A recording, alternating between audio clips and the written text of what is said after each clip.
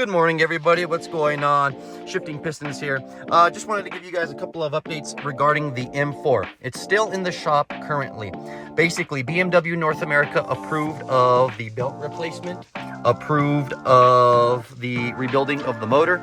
So they're going to replace the deflection pulley. They're going to replace the belt. They're going to replace all the necessary hardware. They're going to move the bracket, and they're going to replace the motor mounts. The last part that they're waiting on is the bracket, which is located in Dallas, Texas.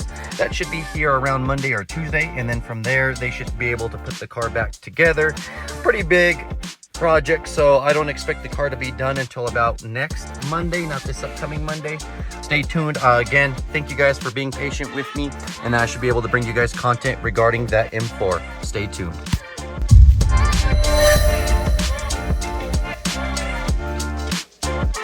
Anyways, today I wanted to give you guys a review of the X3 M40i X-Drive that I'm in as a loaner vehicle. Since I've been with this car for about a week, I just wanted to go over the 5 or 4 things that I really enjoy about the car. Obviously, number one, I have the trunk popped up and the doors for obvious reasons. I love the interior of this car.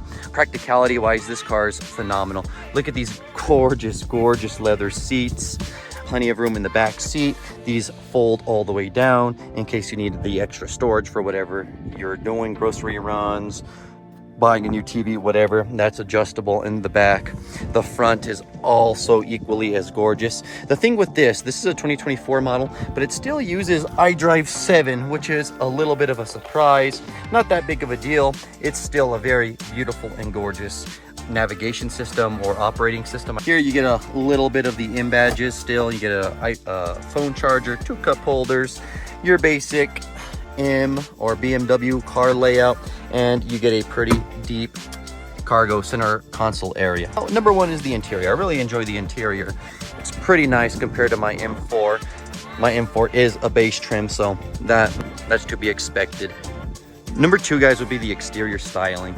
Unlike most modern BMWs, this car retains a fair and more disciplined, I guess, approach to the design. BMW decided to retain the iconic angel eyes, which I freaking love. The post LCI M4, I'm not a very big fan of those new headlights. I'm sure they'll grow on me just like the M4 grew on me with that large kidney grille that it first came out with. But as you guys can see, the X3 M40i retains the standard kidney grille and the angel eyes, which I think is just a timeless design. They also did a better design of the front bumper compared to the M3 M4, I feel like. Anyways, this looks pretty aggressive in the front, and the grille looks awesome. It's perfectly sized. I wish they would have done something a little bit more tame. Still obviously more aggressive for the M3 M4, but would have retained a design like this.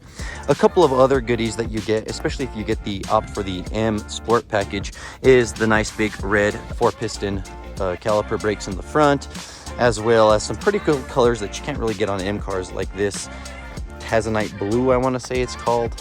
That would be, let me close this trunk so you can actually see the tail lights of this vehicle as well. I'm a big fan of these tail lights too. I think they flow really well with the car, and it just looks like a nice little sporty SUV.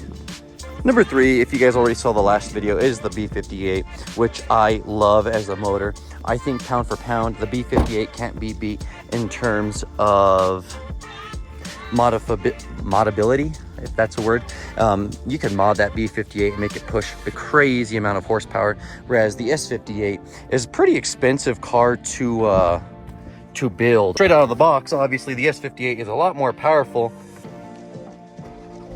than the B58, but with a couple of mods, these B58s can go pretty crazy. And this is the stock exhaust. It's pretty cool. ASD is getting pumped in through the speakers a little bit from here, but you can hear the exhaust pretty well. Number 4 would be the balance between sport driving and utility. Like I said, this car is very well suited for somebody who's maybe in their late to early 30s and needs to get an SUV to appease the wife and family. This car is very comfortable to drive. There is very, very little harshness when you're going over speed bumps, stuff like that. You have a good balance between comfort and sport. Again, when I'm in comfort, everything is relaxed, very calm, quiet. And again, when I'm in sport, the car comes alive holds the gears a little bit longer than normal. I'll go ahead and show you guys right now, like I did in my last video. Won't shift until about 3,000 RPMs, and obviously if I floor it, it won't shift until later. Again, this is a very good vehicle for that individual or that gentleman who is kind of transitioning in life, still wants something a little sporty to drive, still wants people to know that he's still down to party, have fun, but it's got to do something for the kids and wife. One of those things. Last but not least, what I really do love about this car is the X-Drive. I wish I would have test drove something, I should say, with X-Drive prior to me getting my base M4. I do really think now, genuinely, that if I had that opportunity to test drive X-Drive, I would have opted for an automatic M4.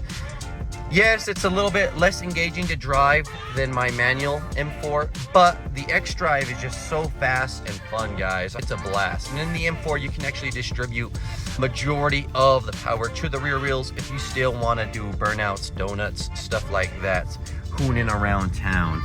The X-Drive in this, obviously, is a little bit more capable for going off-roading. You're not going to take an M4 and M3 off-roading. But with this, you have a little bit of sport utilities. Again, the nice thing about this car is the overall utility of it.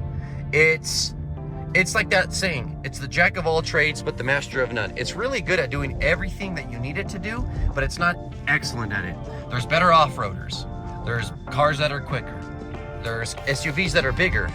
But at the price point, this, I think the M Sport package, the way this one's optioned out, comes out to about $63,000. The way this is optioned out, you're getting a heck of a deal with all the goodies that is included in this vehicle.